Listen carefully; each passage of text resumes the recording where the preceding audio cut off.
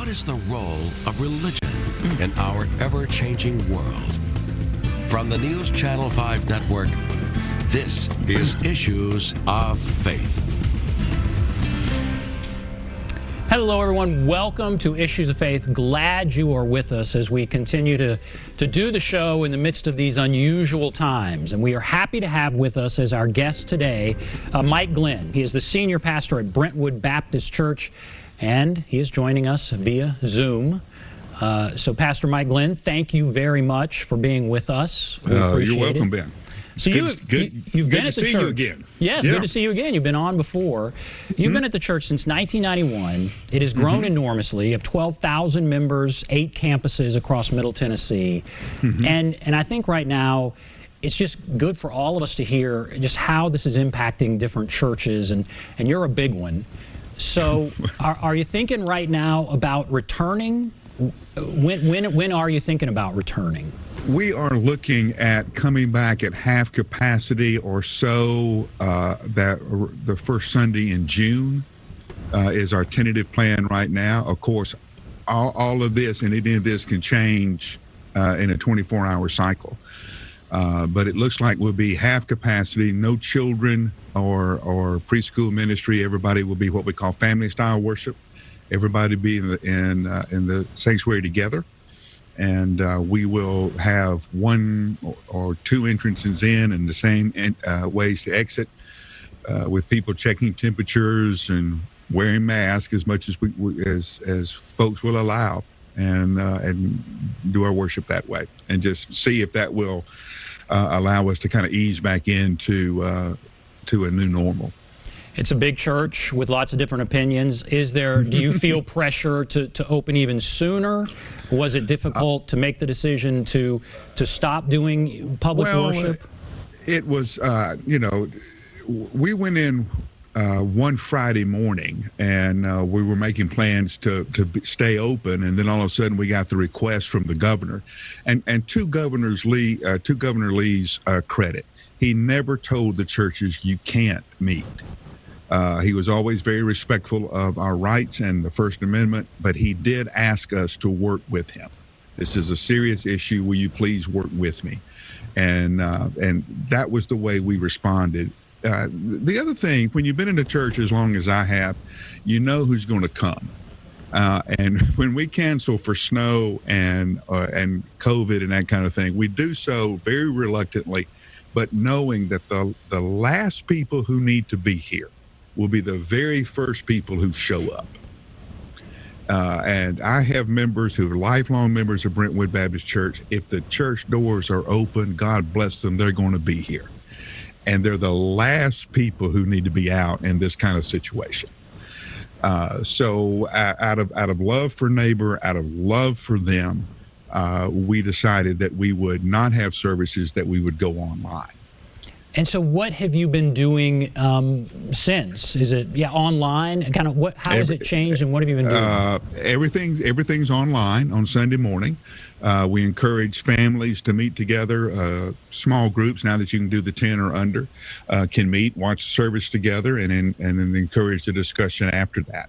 All of our groups, our Sunday school classes, are meeting online now, and it's not unusual to have 60 or 70 people in an online conversation from one of the Sunday school classes. So I've been really surprised and pleased at how fast the members of our church and groups and all have responded to this opportunity and made the best of it.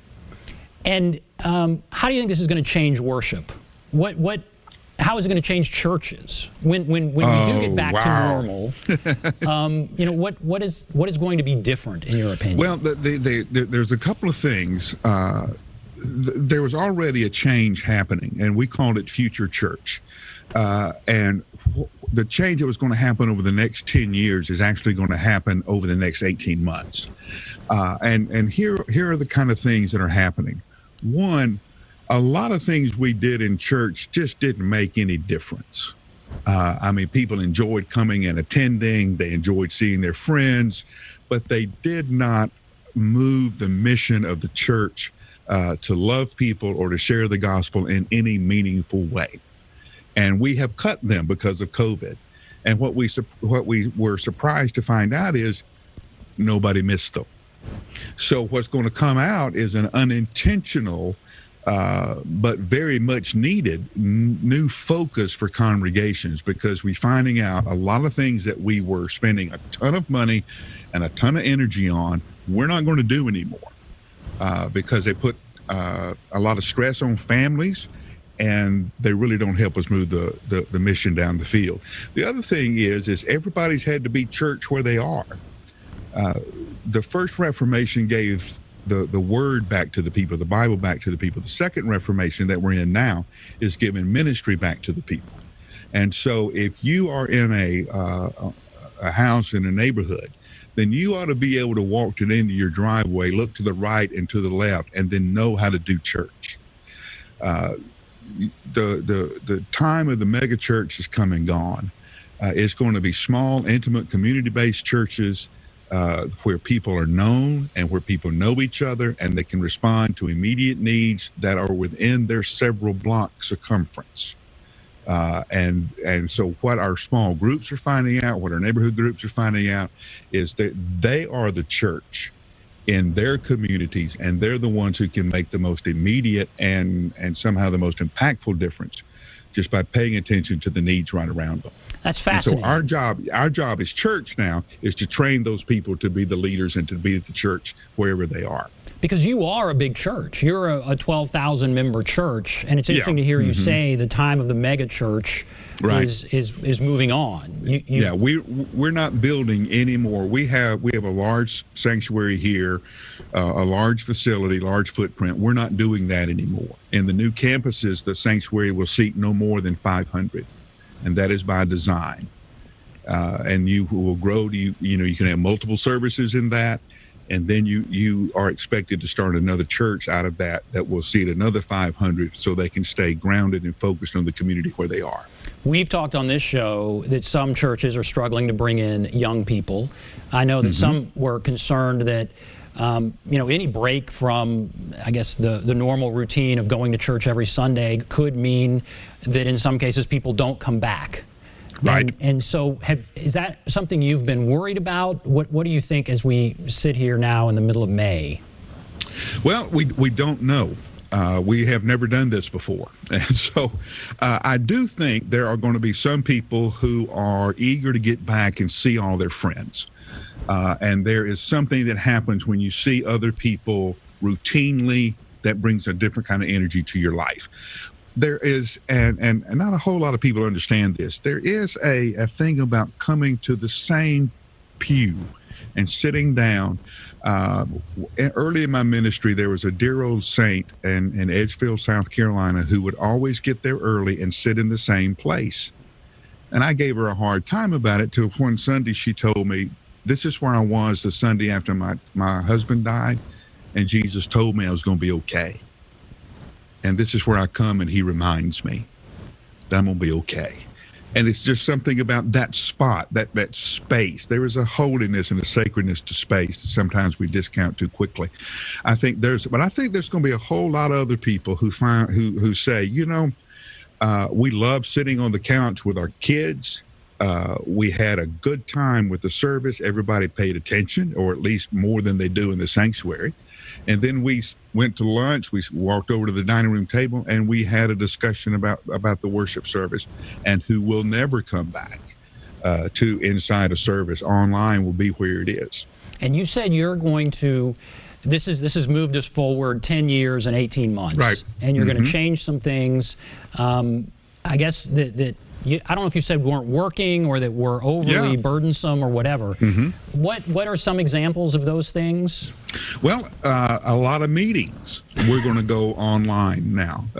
The idea that people have to travel 20 minutes or whatever and then go back home, we can do the meeting just as fast. We can do a Bible study over Zoom or online, and we can do it just as well and not have to pull people out of their too much out of their schedule. And a lot of our people, as you would understand, a lot of our people travel.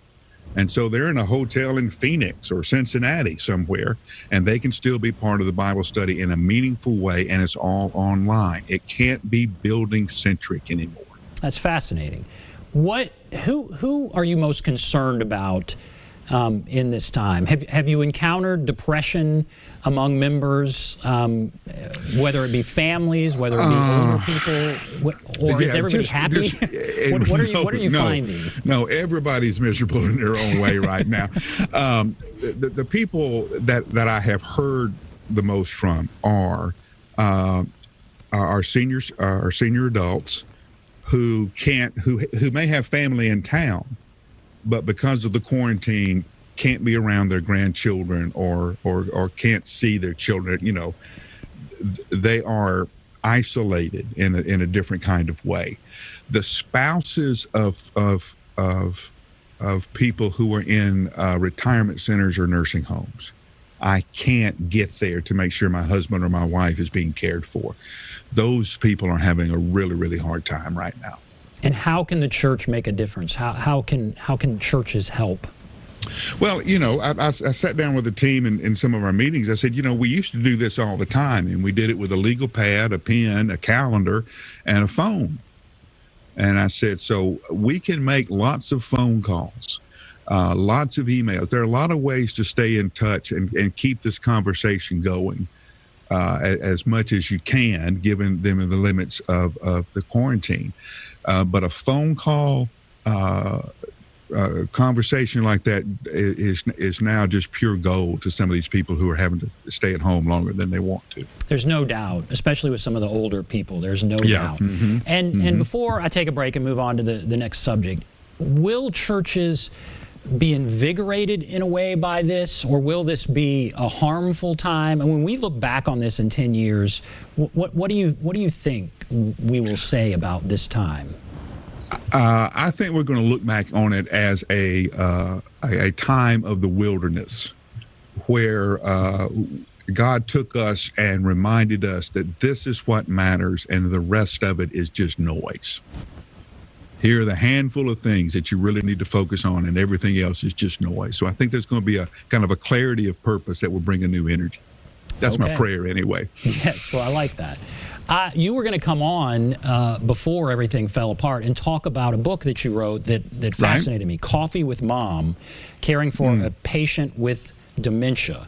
And so we're going to take a break now, and I want to talk a little bit about that. It speaks to some of what you were talking about with people who are lonely and in some of the nursing homes and that kind of thing. So we'll take a break. We'll talk about that. Be back right after this.